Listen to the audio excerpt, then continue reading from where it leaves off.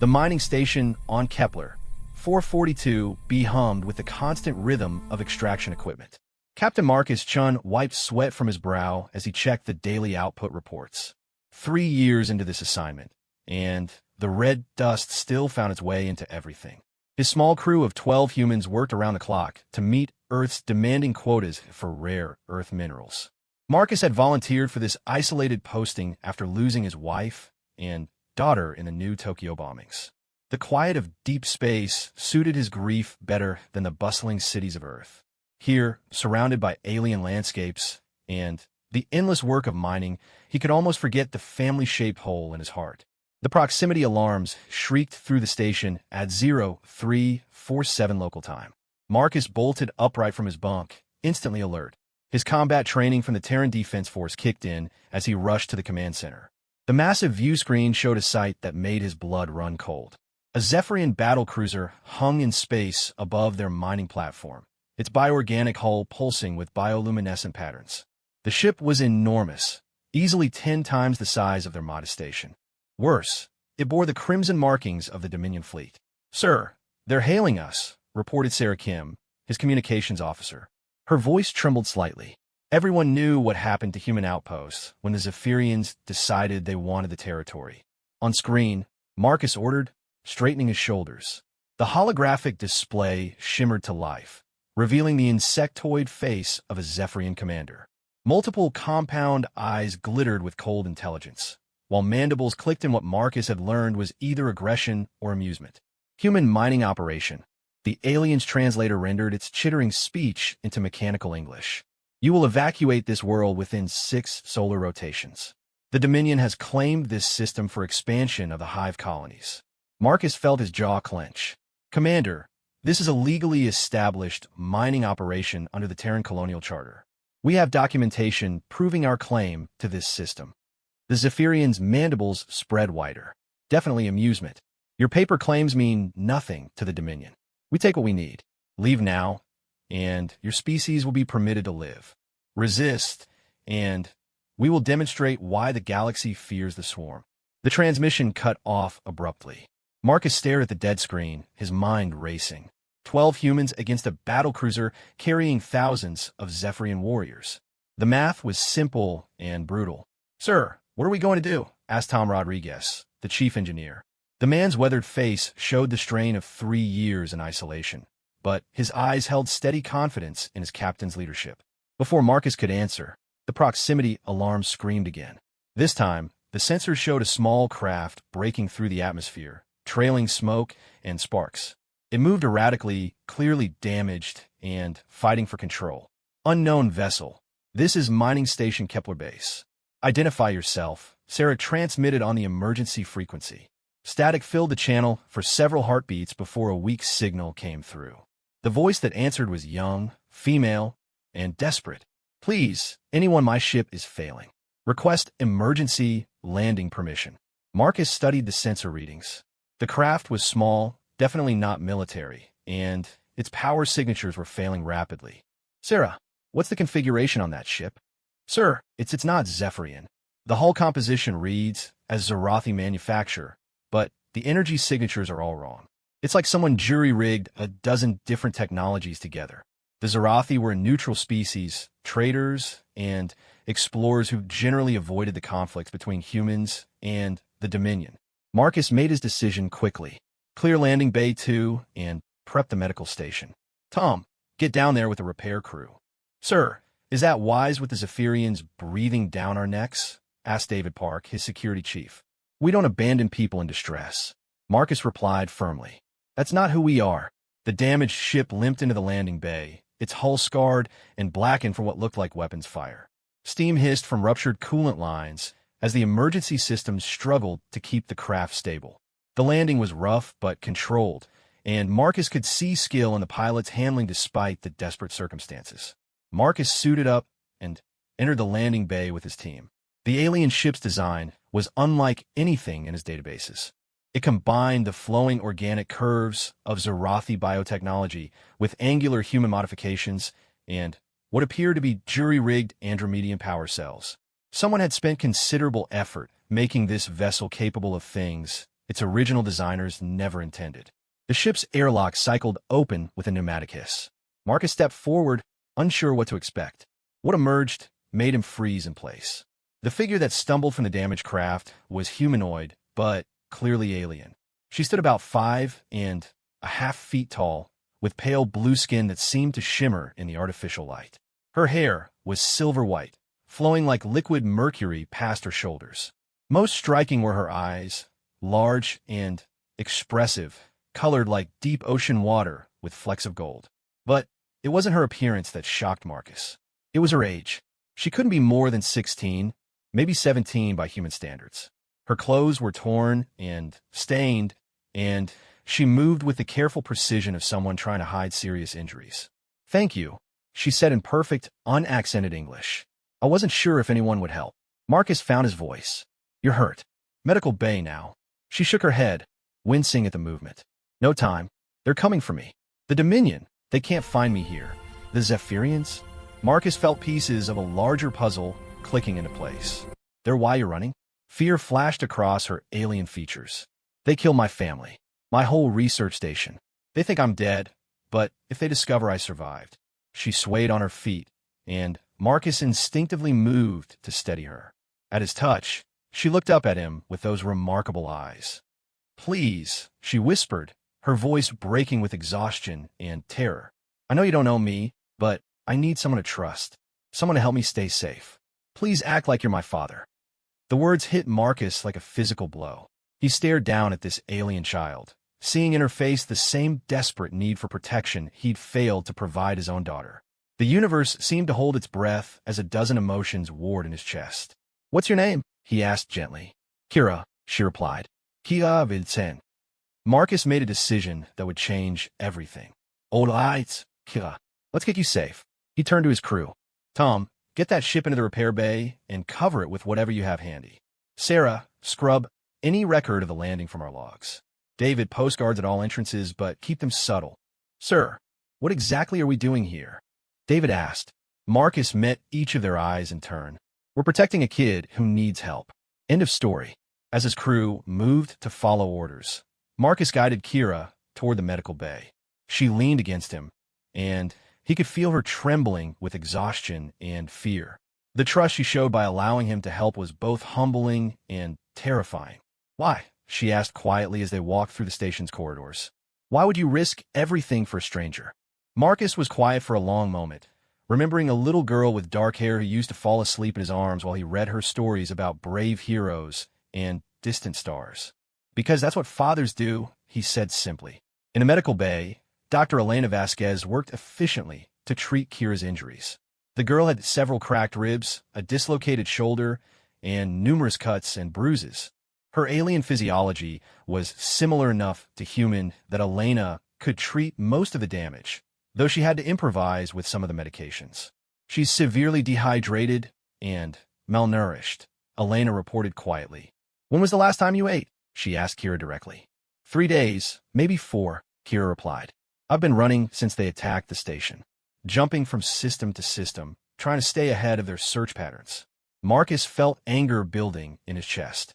The Zephyrians had been hunting a child through space for days, driving her to the edge of collapse. "What happened to your station?" Kira's eyes filled with tears she tried to hide. "We were researchers. My parents and their team were studying precursor artifacts on Titan 7. The Dominion claimed we were violating their territory, but that's not true. We had permits from the Galactic Council." She paused, gathering strength to continue. "They gave us 1 hour to evacuate. My parents, they tried to save the research data. Said it was too important to lose. The Zephyrians didn't wait for the hour to end." The girl's voice broke entirely. "I only survived because I was in the deep archives when they attacked. The blast doors sealed automatically. By the time I got out, everyone was gone. The station was burning." Marcus felt his hands clench into fists. He'd seen enough of the Zephyrians' justice during his military service. They rarely left survivors, and the fact that Kira had escaped would be seen as unfinished business. "What kind of research were your parents doing?" Elena asked gently while adjusting Kira's foreline. "They were studying the quantum resonance patterns in precursor technology," Kira explained, "trying to understand how their faster-than-light communication systems worked. The Dominion said it was too dangerous for non-Zephyrian species to possess such knowledge. Marcus exchanged glances with Elena. Precursor technology was legendary throughout the galaxy. The ancient race had disappeared millions of years ago, leaving behind artifacts that demonstrated scientific capabilities far beyond any current species. If Kira's family had made a breakthrough in understanding their technology, do you still have any of the research? Marcus asked. Kira nodded, touching a small device attached to her belt. I managed to download most of the core data before I escaped. My parents made me promise to keep it safe if anything happened to them. The implications were staggering. The Zephyrians would stop at nothing to recover that data, especially if it contained secrets of precursor faster-than-light communication. Such technology could revolutionize galactic civilization, or in the wrong hands, become a weapon of unprecedented power. Alarms began blaring throughout the station. Sarah's voice crackled over the intercom. Captain to command center immediately. We have multiple Zephyrian fighters launching from the battlecruiser. Marcus felt his blood run cold. How long until they reach us? 18 minutes, sir. He looked down at Kira, who had gone pale despite her blue-tinged skin. They found me, she whispered. I should go. I can't let them hurt you because of me. You're not going anywhere, Marcus said firmly. Elena, how mobile is she? She shouldn't be moving at all for at least 3 days, the doctor replied. Those ribs need time to heal, and she's in no condition for stress. Marcus made rapid calculations. The station's defenses were minimal, designed to ward off pirates and claim jumpers, not military assault craft. Their only real advantage was that the Zephyrians didn't know they had Kira yet. Sarah, open a channel to the Dominion ship. He ordered over the comm, sir. Are you sure that's wise? Came the reply. Trust me, and prepare to execute emergency protocol 7 on my mark. He turned to Kira. I need you to listen very carefully. In about 30 seconds, I'm going to tell the biggest lie of my life. I need you to play along, no matter what I say. Can you do that? Kira nodded, her trust in him absolute despite having known him for less than an hour. Marcus activated the communication system. The Zephyrian commander's insectoid face appeared on the screen, mandibles clicking with apparent satisfaction. Human commander. The alien's voice dripped with synthetic menace. Our sensors detect recent activity in your landing bays. You will submit to immediate inspection. Commander, Marcus replied with perfect calm. You'll find nothing of interest here. We've had some equipment malfunctions that required moving cargo around. Nothing more. Nevertheless, we will inspect. Any resistance will result in immediate destruction of your facility. Marcus took a deep breath, knowing he was about to cross a line he could never uncross. Before you do that, Commander, I think you should know that you're wasting your time. The fugitive you're hunting? She was here, but she's gone now. The Zephyrian's compound eyes seemed to focus more intently. Explain. A damaged ship arrived here approximately 1 hour ago. Single occupant, young female of unknown species. She was injured and begged for sanctuary. We provided basic medical aid and supplies for her ship. And then, the commander's voice was dangerously quiet. Marcus met those alien eyes steadily. She left 20 minutes ago, headed for the Andromeda trade route. Said something about having friends who would help her disappear. The lie rolled off his tongue with practiced ease. Years of military service had taught him that sometimes the best defense was misdirection. The Zephyrian was silent for long moments. You aided a fugitive from Dominion justice. We provided humanitarian aid to an injured traveler, Marcus corrected. The same as we would for any species in distress. Show me your landing bay records. Sarah, Marcus said calmly. Transmit our modified logs to the Dominion ship. On the screen, the Zephyrian commander's mandibles clicked rapidly as he reviewed the fabricated data. The log showed a small ship arriving, staying for 37 minutes, and departing toward the edge of the system. Your cooperation is noted, the commander said finally. However, harboring fugitives is a serious offense. This mining operation is now under Dominion supervision. Prepare to be boarded. The transmission ended. Marcus turned to find his entire senior staff staring at him with a mixture of admiration and terror. Sir, David said carefully, I think you just declared war on the Zephyrian Dominion. Marcus managed a grim smile. No, I declare that we don't abandon kids in trouble. There's a difference. He activated the station-wide comm. All hands, this is the captain. We are now under imminent threat from Zephyrian forces. Anyone who wants to evacuate has 5 minutes to get to the emergency pods. Anyone who stays is volunteering to help protect someone who needs our help. No judgment either way. Throughout the station, Marcus could hear the sounds of rapid movement as his crew made their choice. To his surprise and pride, no one headed for the escape pods. Tom Rodriguez's voice came over the comm. "Sir, I got the modified mining charges ready. Won't stop a battle cruiser, but it'll give their fighters something to think about." "Good work, Tom." "Sarah, any word from Earth Command?" "Negative, sir. We're too far out for real-time communication. It'll be at least 6 hours before they even know we're in trouble. Time to show the galaxy what humans do when someone threatens our family." Through the viewports, the first wave of Zephyrian fighters began their approach, their bioluminescent hulls pulsing with predatory intent. Marcus Chun, former Terran Defense Force captain, current mining station commander, and now surrogate father to an alien refugee, prepared to make his stand.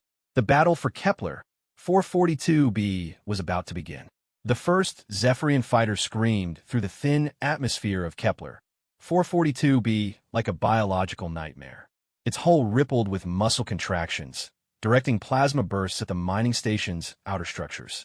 Marcus watched from the command center as sections of their peripheral equipment exploded in brilliant flashes.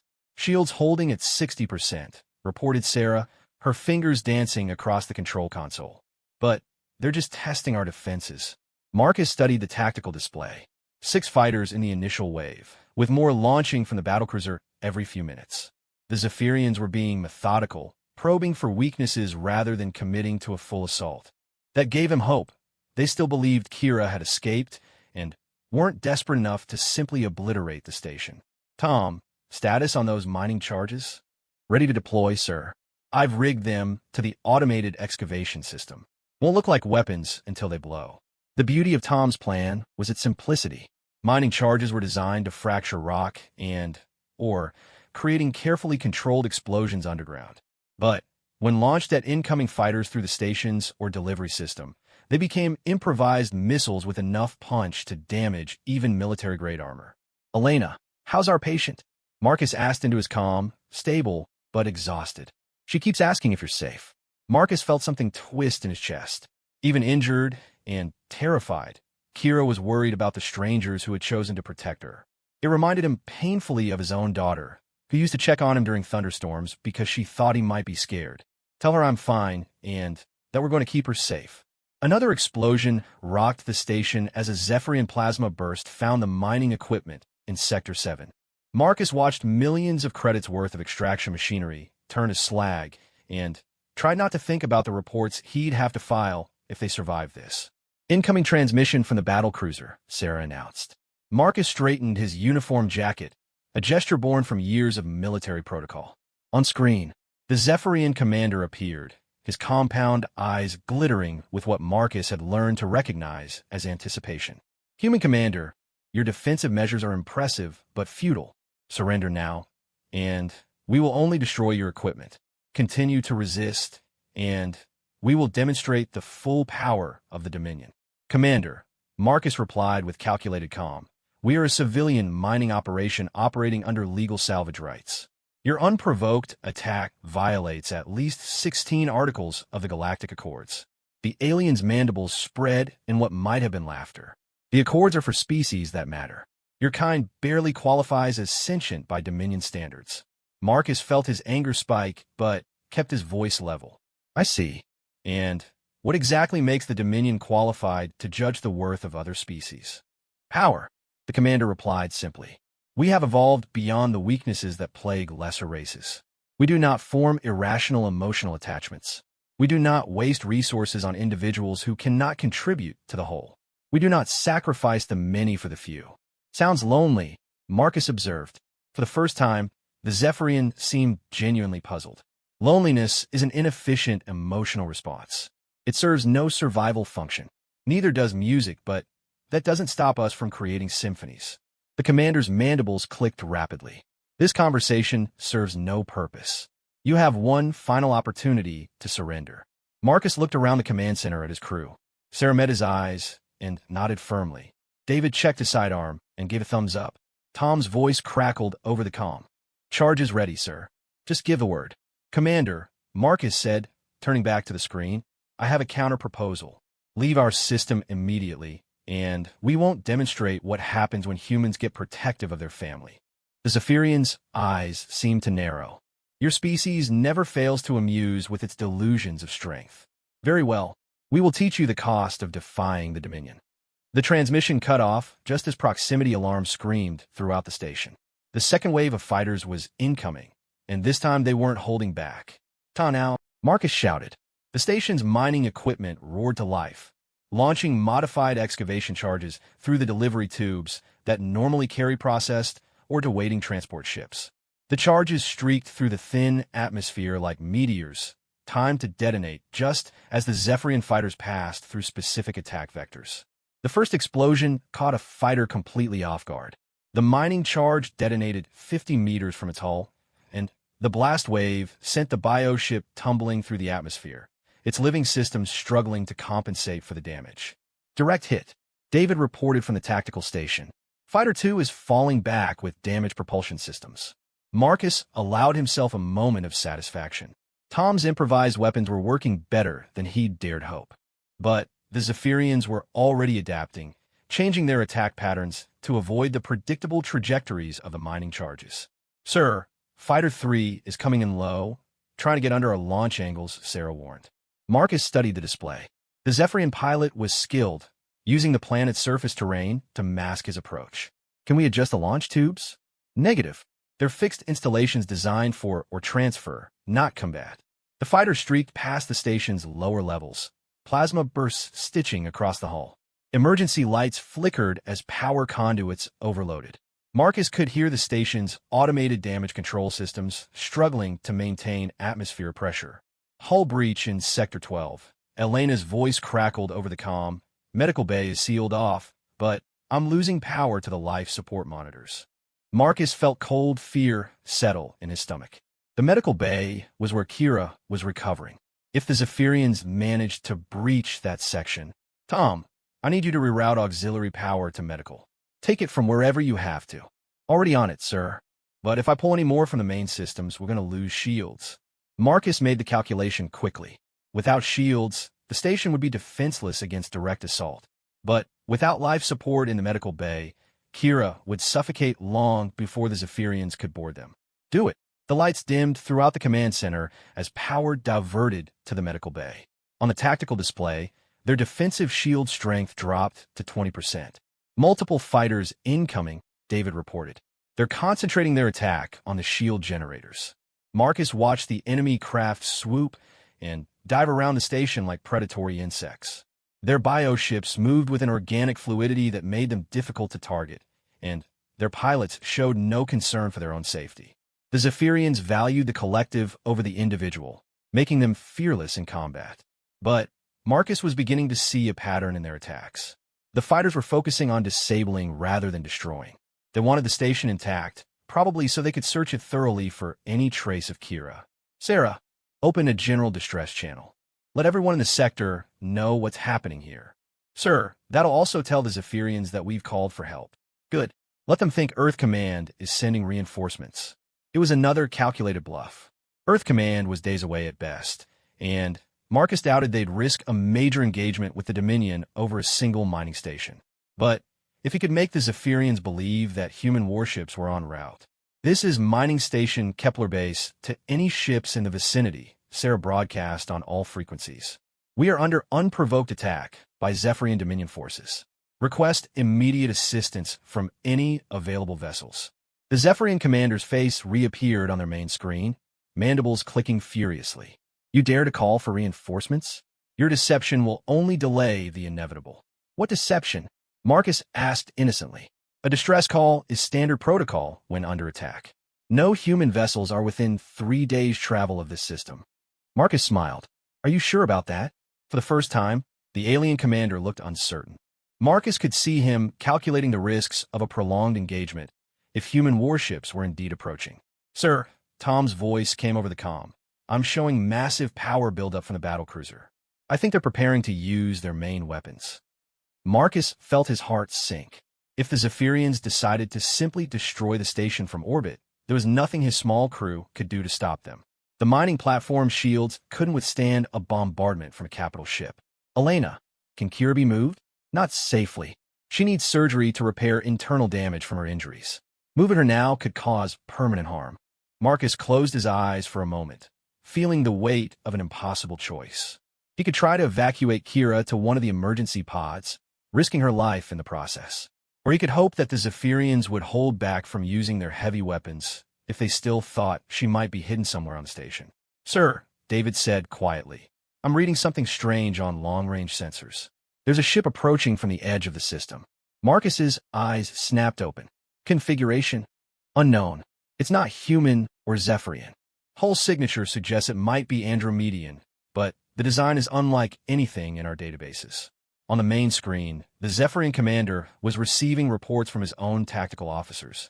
Marcus could see the alien's attention shifting between the approaching ship and the mining station.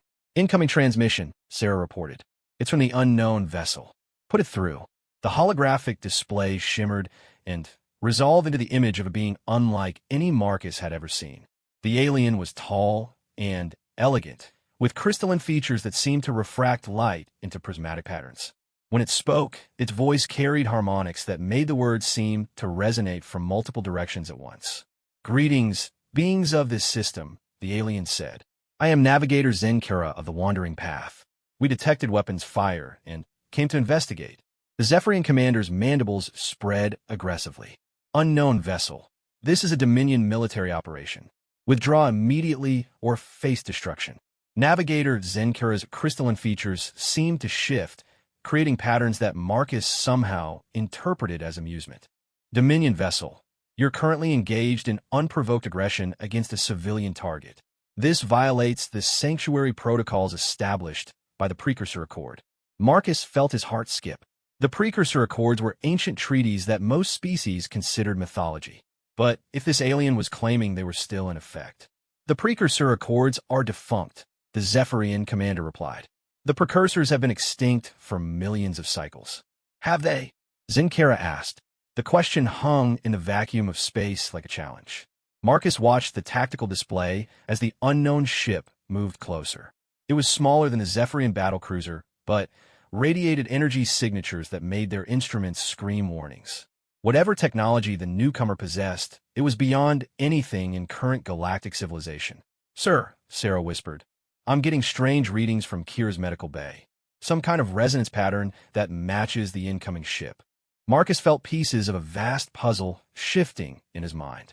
Kira's research into precursor technology. Her family's discovery before the Zephyrians destroyed them. The timing of this mysterious ship's arrival. Elena, I need to talk to Kira. Now. Sir, she's barely conscious. The trauma, it's important. Marcus left the command center and hurried through the station's corridors. Emergency lighting cast everything in harsh red shadows, and the sounds of distant explosions echoed through the hall.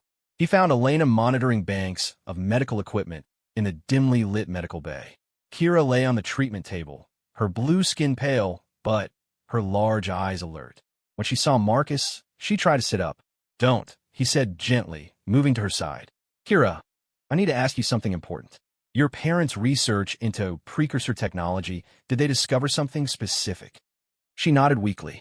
They found proof that the precursors didn't disappear. They transcended physical existence, became beings of pure energy. But they left guardians behind, watchers who would protect those who might continue their work. Marcus felt his blood chill. And you carry their research data? It's not just data, Kira whispered. It's a key. A way to communicate with the Watchers across dimensional barriers. When I activated my ship's emergency beacon, I didn't just send out a distress signal. I sent out a precursor recognition code. The implications hit Marcus like a physical blow. The mysterious ship hadn't arrived by coincidence. It had come in response to Kira's signal, drawn by technology that shouldn't exist, but somehow did.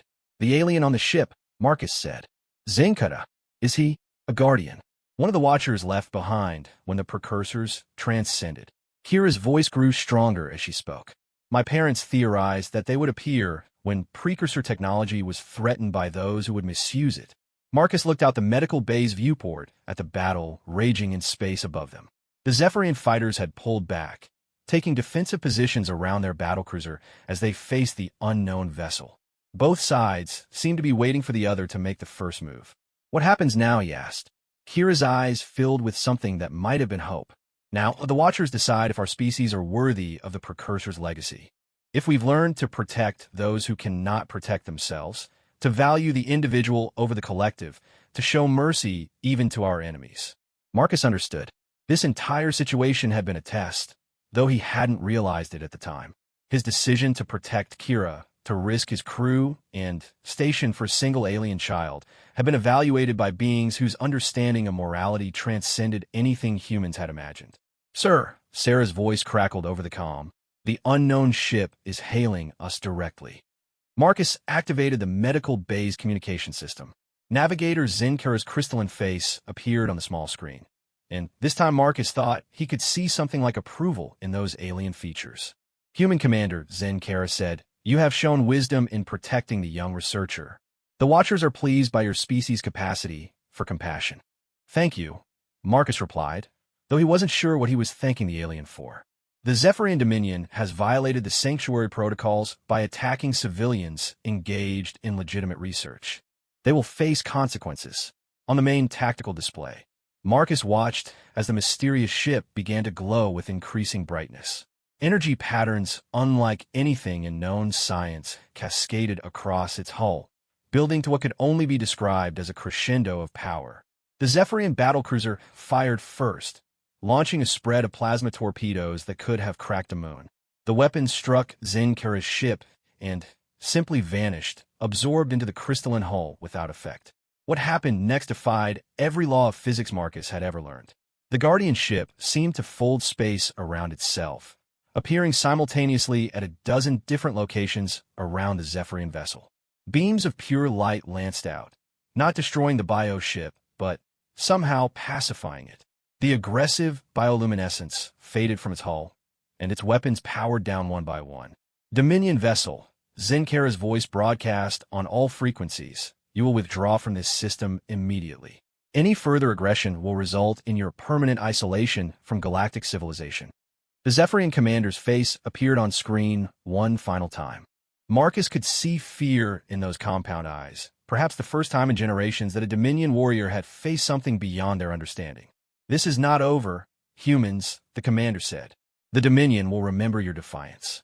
"I hope so," Marcus replied. "Maybe it'll teach you to think twice before picking on kids." The Zephyrian battlecruiser and its fighters departed the system, their bioluminescent hulls dim with what Marcus could only interpret as shame. Navigator Zenkara's ship lingered for a few more minutes, and the alien's final words carried the weight of prophecy. "Young researcher Kira carries knowledge that could reshape the galaxy. Guard her well, human commander. Her survival may determine the fate of all thinking beings." The Guardian ship vanished into the depths of space, leaving the mining station alone with its questions and its precious cargo. Marcus looked down at Kira, who had fallen asleep during the exchange, her breathing steady and peaceful for the first time since her arrival. "So," Elena said quietly, "we're harboring the most important person in the galaxy." Marcus nodded, watching Kira sleep. "Looks like it. Any idea what we do next?" Marcus thought about his crew, brave enough to face impossible odds for a stranger. He thought about Kira, carrying the weight of her parents' discoveries and the hope of her species. He thought about the Guardian who had appeared when needed most, drawn by the signal of someone willing to risk everything for what was right. "We keep her safe," he said simply. "Whatever it takes." Outside the medical bay windows, the red sun of Kepler 442b was setting, painting the alien landscape in shades of crimson and gold. It was beautiful in its alien way, a reminder that the universe was full of wonders worth protecting. Marcus settled into the chair beside Kira's bed, prepared for a long watch. He had found his purpose again, and this time he wouldn't let anyone down. 3 weeks had passed since the confrontation with the Zephyrian Dominion, and life on mining station Kepler Base had settled into a strange new routine. Kira's injuries had healed remarkably quickly, her alien physiology responding well to human medical treatment. More importantly, she had begun to smile again, the haunted look gradually fading from her large, expressive eyes. Marcus found her in the station's observation lounge. watching the sunrise paint the alien landscape in shades of gold and amber. She had taken to spending her mornings here, sometimes alone with her thoughts, sometimes sharing quiet conversations with members of the crew who had become her unlikely family. "Can't sleep again?" he asked, settling into the chair beside her. Kira shook her head, silver hair catching the light from the growing dawn. "I keep having dreams about my parents. Sometimes they're good memories, but other times—" She trailed off, staring out at the horizon. Marcus understood. Grief was a wound that healed slowly, if at all. "You want to talk about it?" "They were good people," Kira said after a long pause. "They believed that knowledge should be shared, not hoarded. They thought if all the species could understand precursor technology, we could solve the conflicts that keep us fighting each other." "Sounds like they were idealists." "The best kind," Kira replied with a sad smile. "The Dominion saw their research as a threat because it challenged their belief that only the strongest deserve to inherit the galaxy. But my parents proved that cooperation and understanding are stronger than conquest." Marcus watched her carefully. Over the past weeks, he had come to understand that beneath Kira's youthful appearance lay a brilliant scientific mind and a wisdom that seemed far beyond her years. The data she carried wasn't just her parents' research. It was a legacy that could reshape galactic civilization. "Have you given any thought to what you want to do next?" he asked gently. Kira was quiet for a long time.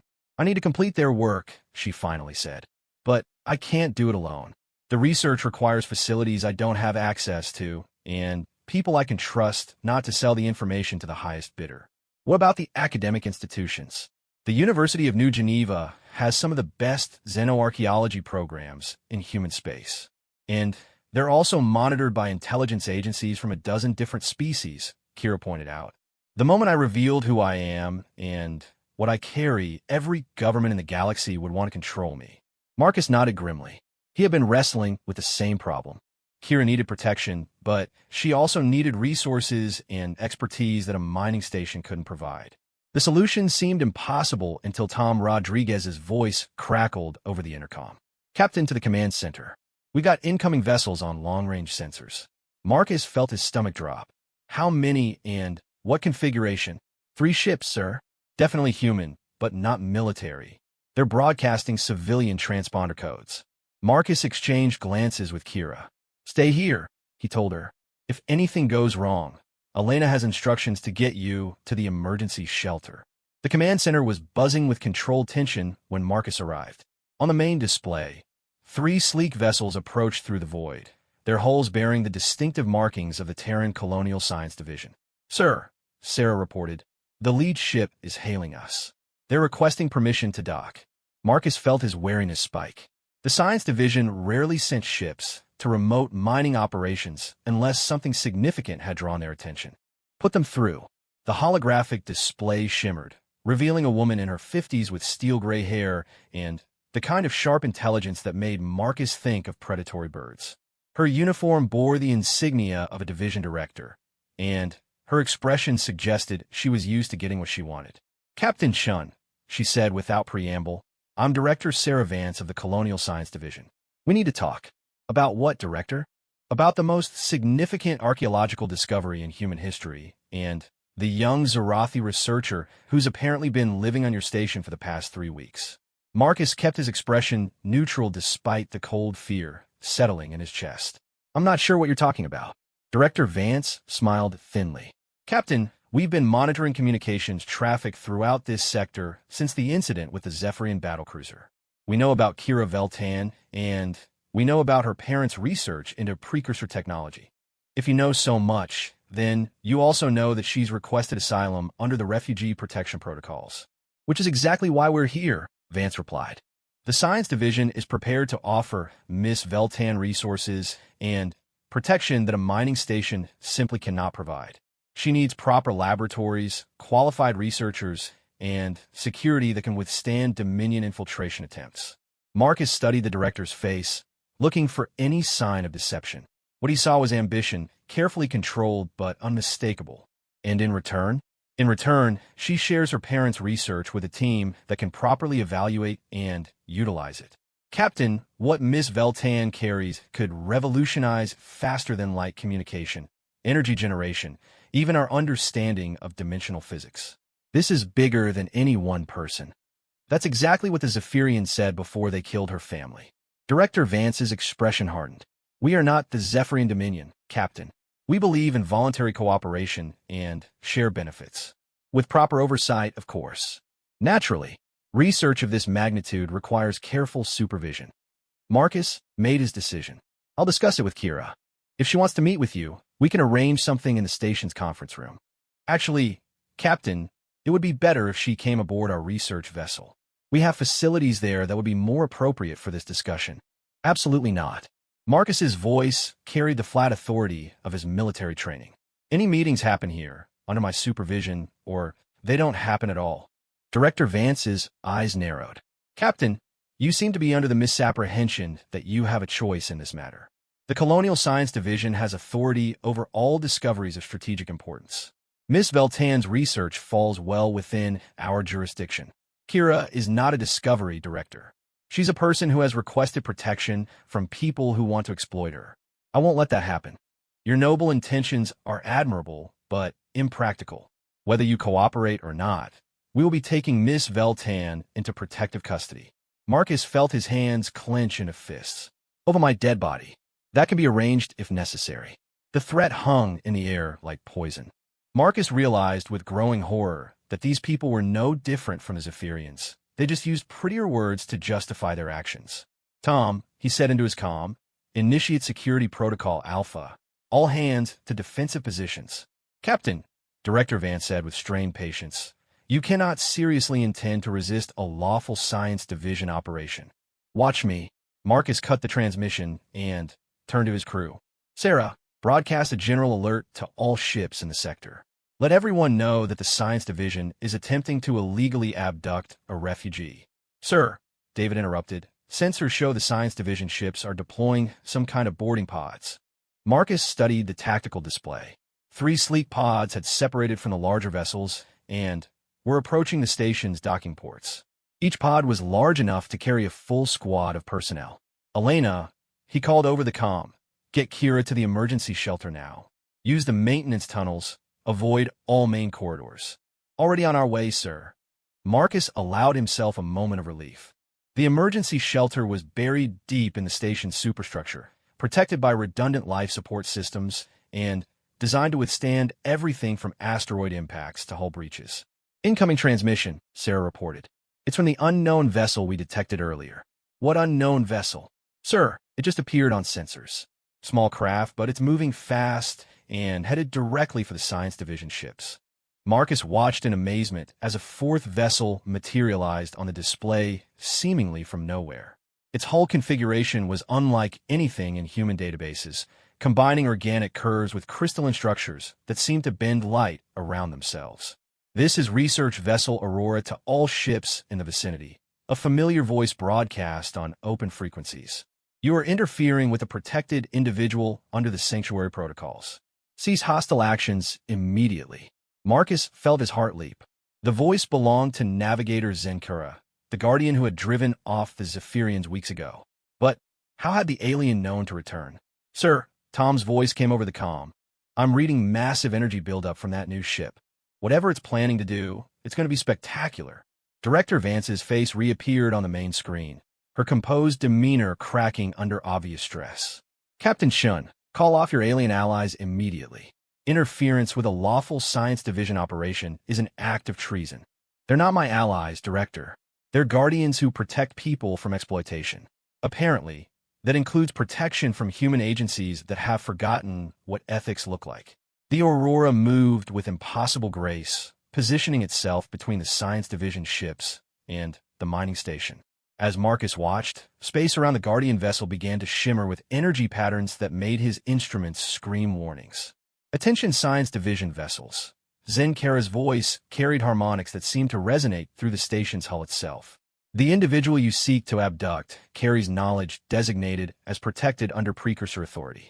Any attempt to take her by force will result in immediate sanction. This is Director Vance of the Terran Colonial Science Division, came to reply. We do not recognize the authority of alien entities over human citizens or their activities. Marcus could hear the arrogance in Vance's voice, the assumption that human technology and determination could overcome any obstacle. It was the same attitude that had led countless species to underestimate humanity's capacity for both creation and destruction. Recognition is not required. Zinkara replied with what Marcus was learning to interpret as amusement. Only compliance. The aurora pulsed with brilliant light, and suddenly, the science division ships found themselves surrounded by a lattice of crystalline energy. Their weapons powered down, their engines went silent, and their communication systems crackled with interference. "What have you done to our ships?" Director Vance demanded. "We have suspended their operational systems, pending resolution of this territorial dispute. Your vessels and crew are unharmed, but immobilized until you agree to withdraw from this system." Marcus activated his own communication system. "Navigator Zenkura, this is Captain Chun. Thank you for your intervention, but how did you know we needed help?" The alien's crystalline features shifted into what might have been a smile. The young researcher activated a priority beacon when she detected the approaching vessels. "We have been monitoring for such signals since our last encounter." Marcus realized that Kira had somehow called for help using the precursor technology she carried. The implications were staggering. She had access to communication methods that transcended normal space and time. "Captain," Elena's voice came through on a secure channel. "Kira wants to speak with you. She says she has an idea that might resolve this situation." "Put her through." Kira's image appeared on a small auxiliary screen. She was in the emergency shelter, surrounded by the basic life support equipment, but her eyes held a determination Marcus hadn't seen before. "Marcus," she said, using his first name for the first time, "I've been thinking about what Director Vance said. She's right that this research is too important to be hidden away. But she's wrong about who should control it." "What do you mean?" "The precursors left their knowledge to be shared, not hoarded. What if we could create a research coalition that included multiple species? Humans, Zarathi, Andromedians, even reformed Zephyrians who reject the Dominion's aggressive policies." Marcus felt his mind racing.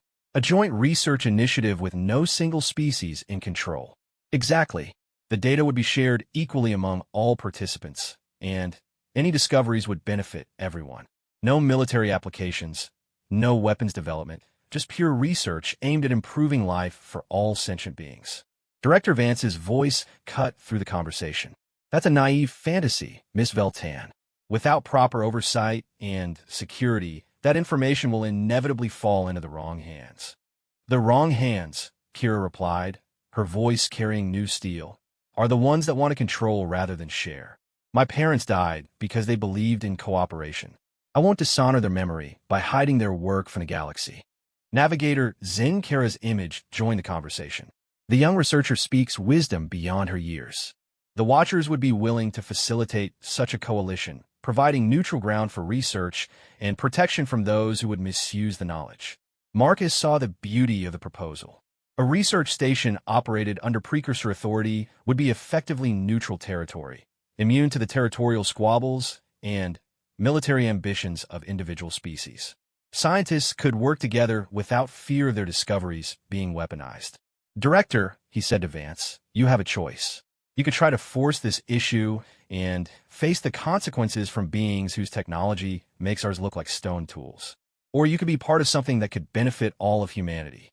Director Vance was silent for long moments, clearly weighing her options. Finally, she spoke with obvious reluctance. "What assurances would we have that human interests would be protected in such an arrangement?" "The same assurances every other species would have," Kira replied. "Equal representation, shared discoveries, and the knowledge that we're working toward something bigger than any one civilization." Marcus watched the director's face as she processed the implications. The science division would have to give up their exclusive claim to the research, but they would gain access to the combined knowledge and resources of multiple species. "I'll need to consult with my superiors," Vance said finally. "Consult all you want," Marcus replied. "But understand that Kira is under my protection until she decides otherwise. And, apparently, she's also under the protection of beings who make our best weapons look like toys." The aurora pulsed again, and the energy lattice around the science division ships intensified. Marcus could see the message in the display. Cooperation would be rewarded with freedom, but any further attempts at coercion would be met with overwhelming force. "Very well," Director Vance said with visible reluctance. I'll recommend that the Science Division participate in this proposed coalition, pending the establishment of appropriate safeguards and oversight mechanisms. Thank you, Director. I think you'll find that working together produces better results than working alone. As the Science Division ships power down their weapons and began transmitting requests for formal negotiations, Marcus felt a profound sense of relief. They had managed to avoid another conflict, but, more importantly, they had found a path forward that honored both Kira's parents' vision and the practical realities of galactic politics. "Kira," he said over the comm, "you can come out now. I think we found a way to complete your parents' work without compromising their ideals." "Thank you," came her reply, and Marcus could hear tears in her voice. "For everything. For protecting me when I had nowhere else to turn, for believing in me when others saw only what I could give them." Marcus felt his throat tighten with emotion. That's what families do for each other. Outside the station's windows, the aurora hung in space like a crystalline star, its presence a reminder that there were forces in the universe committed to protecting those who sought knowledge and understanding rather than power and dominance. The galaxy was about to change in ways no one could predict, but for the first time since losing his own family, Marcus Chun felt hope for the future. 6 months later, the Harmony Research Station hung in the gravitational balance point between 3 stars, its crystalline structure glowing with the soft bioluminescence that had become its signature. The station was a marvel of collaborative engineering, combining human industrial efficiency with Zarathi biotechnology, Andromedian energy systems, and architectural principles that the Guardian Zenkara claimed were inspired by precursor designs. Marcus stood in the central observation deck, watching ships from a dozen different species dock with the station's multiple ports. Scientists, researchers, and students from across the galaxy had come to participate in what was already being called the greatest collaborative research effort in recorded history. "It's beautiful, isn't it?" Kira's voice came from behind him. She had grown in the months since the confrontation with the Science Division, not just physically, but in confidence and purpose. Her role as the liaison between the research teams and the Precursor Guardians had transformed her from a frightened refugee into a respected leader. "Sometimes I have trouble believing it's real," Marcus admitted. "A year ago, I was mining rocks on a backwater planet. Now I'm supposedly the station commander of the most important research facility in the galaxy." Kira laughed, the sound bright and genuine. "You're not supposedly anything. The Council of Species voted unanimously to confirm your appointment. Apparently, someone who's willing to risk everything to protect a stranger makes an excellent choice for protecting the galaxy's most sensitive research." Marcus shook his head in wonder. The Council of Species was the galaxy's closest equivalent to a democratic government, representing 43 different civilizations. For them to agree on anything was remarkable. For them to entrust him with overseeing precursor research was almost incomprehensible. "Any updates from the archaeology teams?" he asked. Kira's expression grew excited. "Dr. Yates thinks they found evidence of a still-active precursor facility in the Andromeda Spiral. If they're right, we might be able to make direct contact with precursor artificial intelligences that have been operating autonomously for millions of years." The implications sent a chill down Marcus's spine. The precursors had transcended physical existence, but they had left behind automated systems to continue their work. The possibility of actually communicating with such ancient intelligence was both thrilling and terrifying. What does Zenkara think about it? He's intrigued, but cautious. The Watchers were left behind to guard precursor technology, not necessarily to activate it. There's apparently some debate among them about whether our species are ready for direct contact. Marcus nodded thoughtfully. In the months since the station's establishment, he had come to understand that the Precursor Guardians were not a unified organization, but rather individuals with their own opinions and motivations. Some, like Zenkara, believed in gradual disclosure and careful guidance. Others advocated for immediate revelation of all precursor knowledge, while a few argued that younger species should be left to develop naturally without interference. "Sir," Sarah's voice came over the intercom, "we've got an incoming priority transmission from the Terran Defense Force. Admiral Morrison wants to speak with you privately." Marcus felt his stomach tighten. Admiral Morrison was the TDF's chief of staff and one of the most powerful military leaders in human space. For her to be calling personally meant something significant was happening. "Routed to Conference Room 7. I'll take it there." Marcus made his way through the station's corridors, still marveling at the organic architecture that seemed to pulse with its own life. The walls were warm to the touch, and the lighting adjusted automatically to each individual's needs. Walking through Harmony Station was like moving through the bloodstream of some vast, benevolent organism. Conference Room 7 was one of the smaller meeting spaces designed for sensitive conversations. Marcus activated the holographic display, and Admiral Morrison's stern features materialized in front of him. "Admiral," Marcus said formally, "what can I do for you?" Morrison's expression was grim. "Marcus, I'll cut to the chase. We've got a situation developing that requires your unique expertise.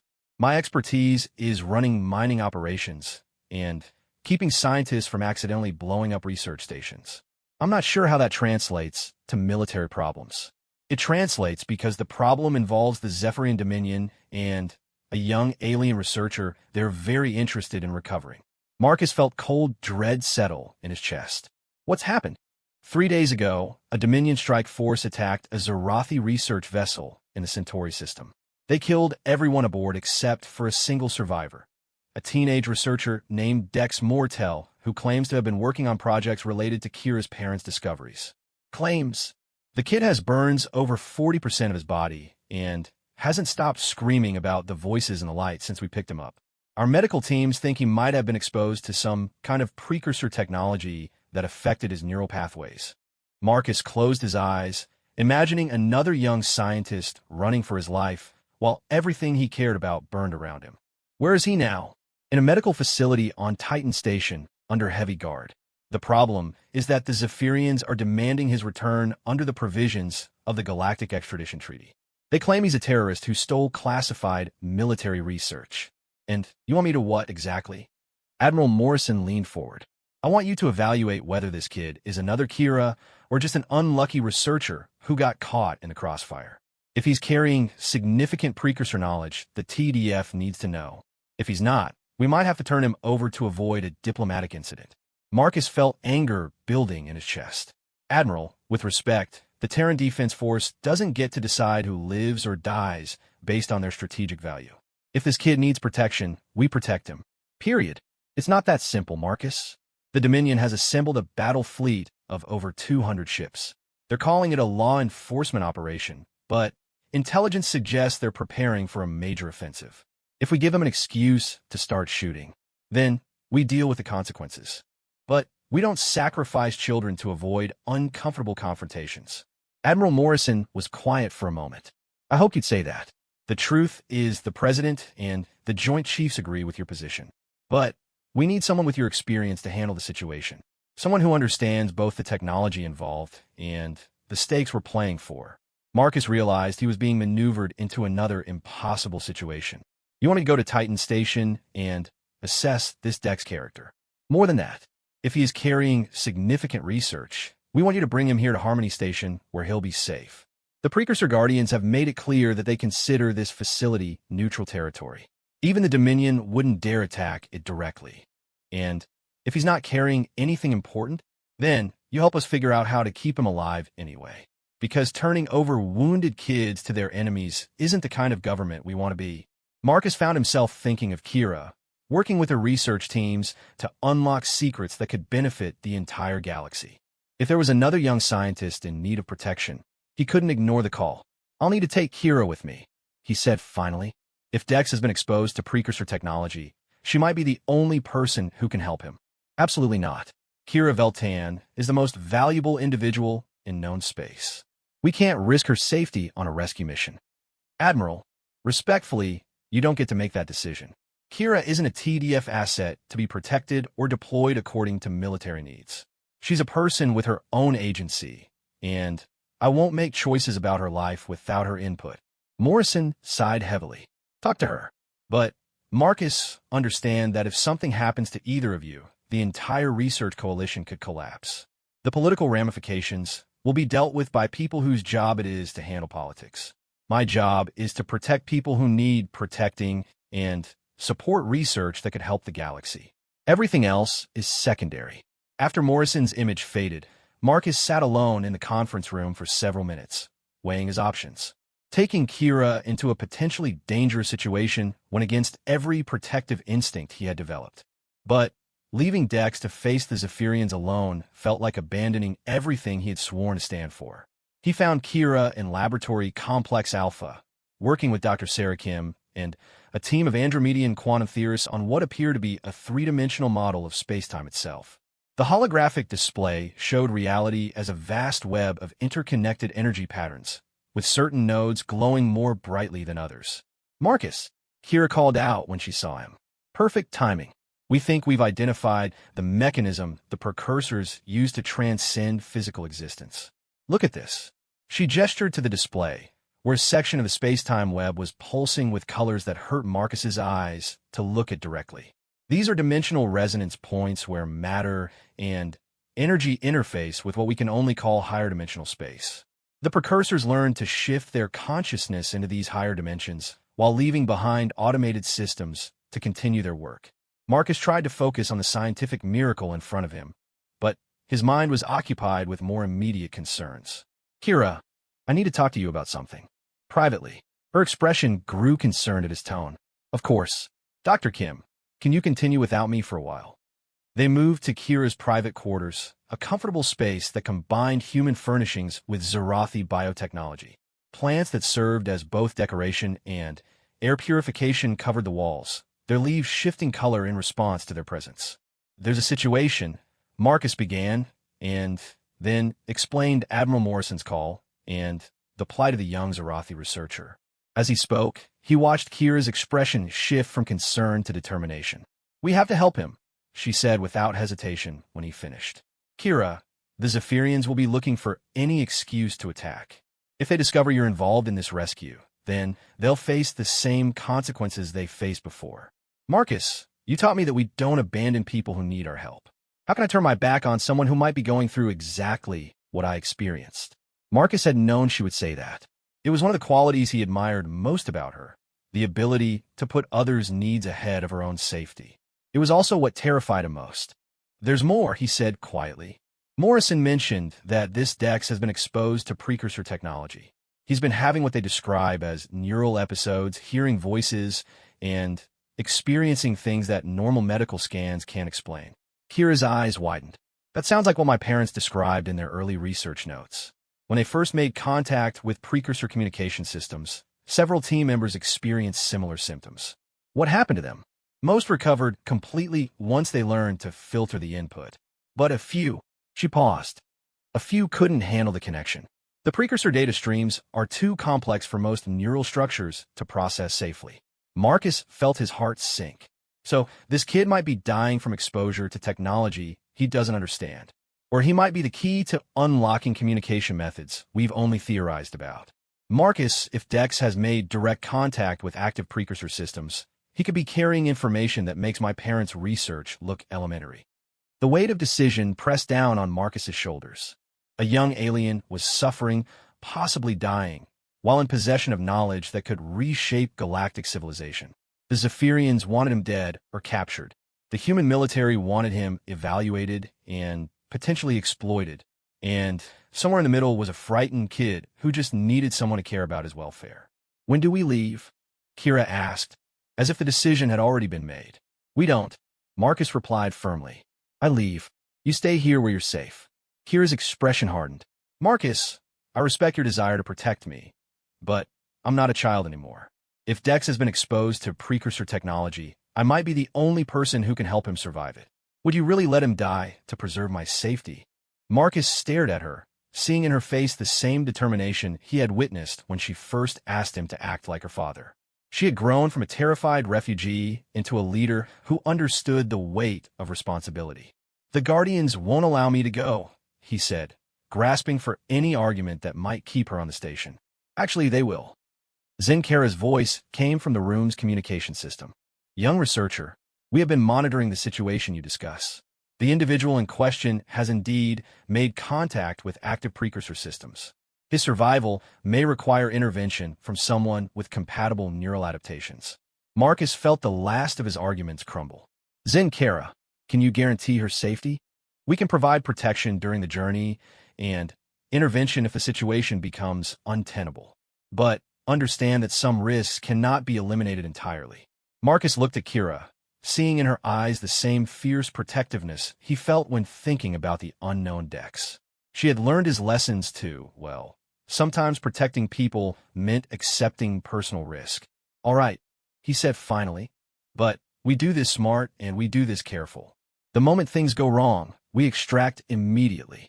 Kira smiled and hugged him tightly. Thank you for trusting me to make my own choices.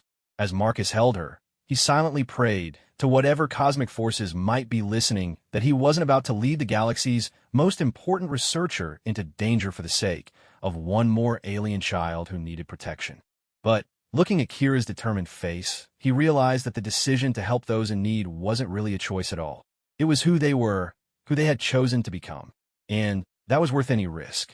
The medical facility on Titan Station was a sterile maze of corridors and monitoring equipment, designed more for security than comfort. Marcus and Kira moved through the complex under heavy escort, their footsteps echoing off polished metal walls. The tension in the air was thick enough to cut with a knife. He's been stable for the past 6 hours, Dr. Rebecca Torres explained as she led them toward the isolation ward. But we're still seeing neural activity that doesn't match anything in our databases. The patterns suggest he's receiving some kind of external input, but our instruments can't detect any transmission source. Marcus exchanged glances with Kira. They had traveled here aboard the Aurora, Zenkira's guardian vessel, using precursor transportation technology that had covered the distance to Titan Station in mere hours rather than days. The entire journey had been surreal, moving through what the navigator described as folded space, where normal physics seemed more like suggestions than laws. Has he been conscious? Kira asked, intermittently. When he's awake, he speaks in what our linguists think might be precursor mathematical concepts. At least, that's the only way they can describe the syntax patterns. They reached a reinforced door marked with biohazard warnings and security classifications. Through the transparent aluminum window, Marcus could see a figure lying on a medical bed, surrounded by more monitoring equipment than some small hospitals possessed. Dex Mortel appeared to be roughly the same age as Kira, though his alien physiology made exact comparison difficult. His skin was a deep green that had been mottled with burn scars, and his large eyes moved constantly beneath closed lids as if tracking something invisible. Most disturbing were the faint patterns of light that seemed to pulse beneath his skin in rhythm with his heartbeat. The luminescence started 3 days ago, Dr. Torres noted, following Marcus's gaze. It appears to be some kind of bioluminescent response to whatever neural processes he's experiencing. Kira pressed closer to the window, her face reflecting a mixture of fascination and concern. It's similar to what my parents described in their early research logs. When they first established contact with precursor communication networks, they experienced enhanced neural activity and temporary physiological changes. Can we go in? Marcus asked. Dr. Torres hesitated. The quarantine protocols are designed to protect against biological contamination. Zenkira's voice interrupted from the communication system. The young researcher's condition is not infectious in any conventional sense. However, prolonged exposure to precursor data streams can affect individuals with compatible neural structures. Marcus looked at Kira. Compatible neural structures? Some individuals have natural resonance with precursor communication frequencies, Kira explained. It's rare, maybe 1 in 10 million, but those who have it can interface directly with their technology.